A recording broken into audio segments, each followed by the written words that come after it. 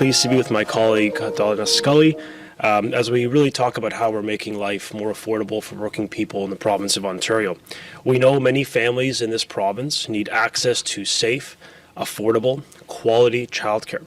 For our children, childcare and early years programs play a critical role in supporting their learning, their development, their health, and their well-being.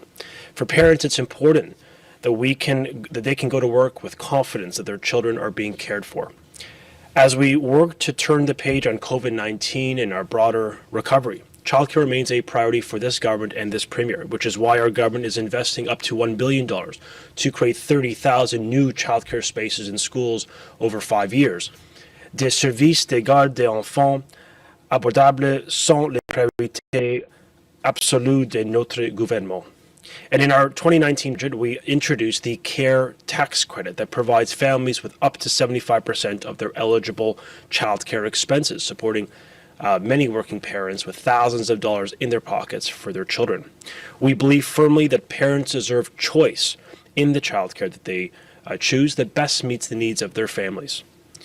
For that reason, we remain committed to creating more choice for families in childcare and earlier settings, while also reducing red tape so that providers can focus on delivering that quality and affordable care for our youngest learners in this province.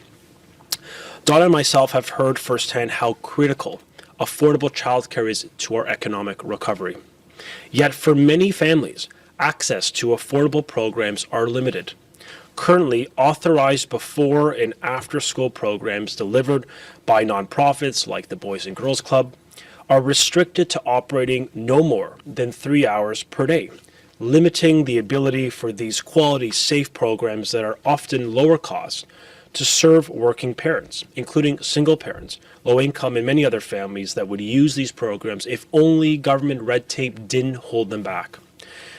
And so the government will continue to focus on affordability as our top priority as we continue to drive an economic recovery where all workers, especially women, can return to their careers. Now, the changes we're announcing today will provide families with more access and expanded hours to affordable before and after school programs.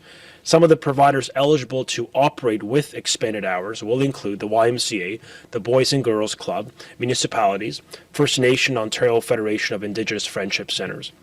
Also included are organizations delivered through Ontario's before and after school programs funded by the Ministry of Heritage, Sport, Tourism, Culture Industries. And stakeholders like the YMCA, like the Boys and Girls Club, strongly support this move. Now, I joined my colleague Laurie Scott last year in Kawartha Lakes where we met Krista. She told us that her husband had to give up full-time work as they did not have access to before and after school programs, denying him from labor market participation and threatening her family as ability to pay the bills. That is not right. And we promised her we would fix this. Laurie Scott, my colleague Jill Dunlop, Donna Scully, Premier Ford, all of us believe so passionately that we must do everything possible to support women economic participation and success. For many working families, these programs are affordable. They're flexible options that provide quality care for their children when they need it most. This change is consistent with our overall objective of providing access that is affordable and that is safe. In addition to benefiting families, these amendments will support childcare providers by reducing their administrative and red tape burden. Childcare providers will be able to spend more time caring for children and their safety, not filling out unnecessary red tape and paperwork that undermines their productivity. The COVID-19 pandemic has had a profound impact on children, on families, on the entire childcare sector. As Minister of Education, the health and the safety and the well-being of the children and our families remains our foremost priority. These amendments today will further strengthen health and safety requirements, including enhancements to existing COVID-19 health and safety protections. We heard from parents about what they're looking for: safe, affordable, reliable childcare options. We heard from childcare providers and stakeholders about what they need, which is continued support and reduction in red tape for their operations. Childcare providers have been instrumental in keeping children safe, Shortly after the provincial emergency orders required the temporary closing of schools from in-person instruction, the childcare system quickly mobilized to deliver emergency childcare for eligible frontline workers at no cost to parents right at the beginning of the pandemic last year. I want to thank them for their incredible effort of so many childcare providers, of educators, providing the emergency childcare system. At its peak, it served an average of 5,000 children a day across 540 locations in this province. 5,000 children of frontline heroes were cared for because of your work and because of our partnership. And I sincerely thank all childcare professionals, including registered early childhood educators, for their unwavering commitment and their tremendous sacrifice they have made to provide support for these families. Despite the immense challenges of operating through a pandemic, they continue to lead our youngest learners through a defining time in their life. And our government recognizes this has not been easy on anyone. We appreciate the commitments. And now more than ever, access to affordable and accessible childcare will be critical to driving Ontario's economic recovery. And these changes that are announced today support the goal, demonstrate our ability to the province that we will provide choice, flexibility, affordability, and greater access for families across Ontario. I'm now going to turn it over to my colleague, Donna Skelly.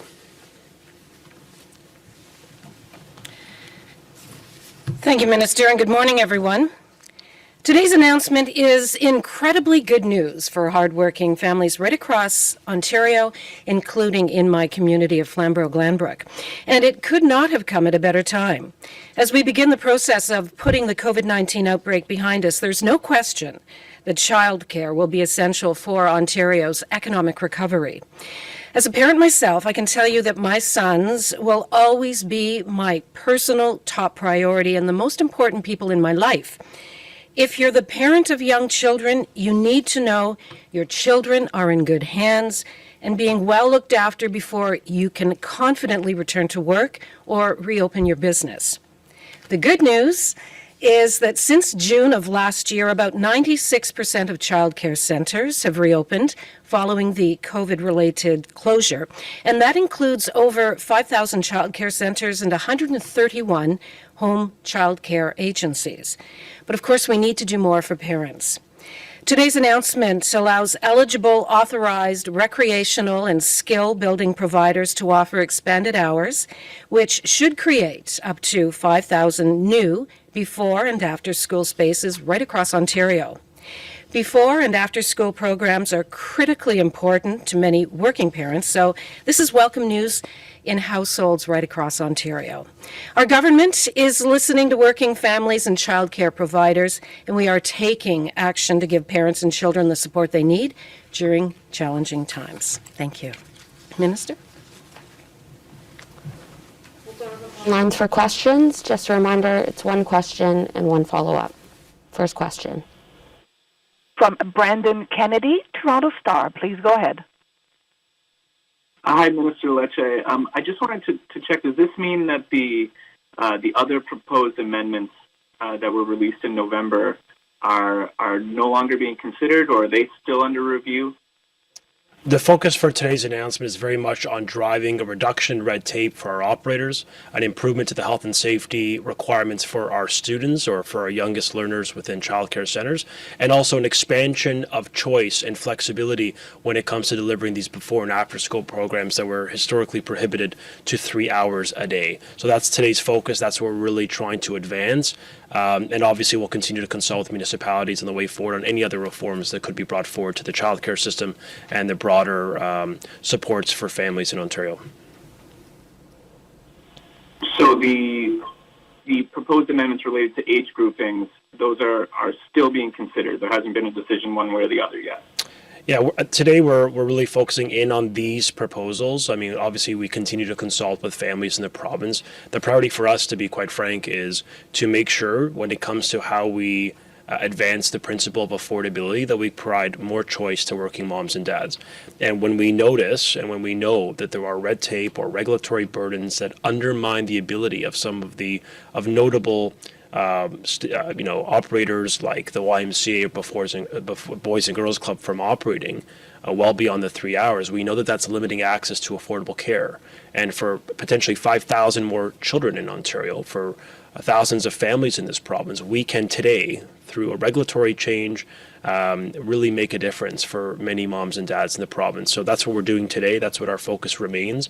And I think broadly, as we look to the economic recovery, we see childcare and these before and after programs, skill building and recreation programs, as part of the solution to enabling parents to get care for their children so that they can get back to work. And that's especially true, I think, for women in Ontario who have been disproportionately impacted, borne a disproportionate burden of the pandemic. And we want to make sure they can get back to work and support their families.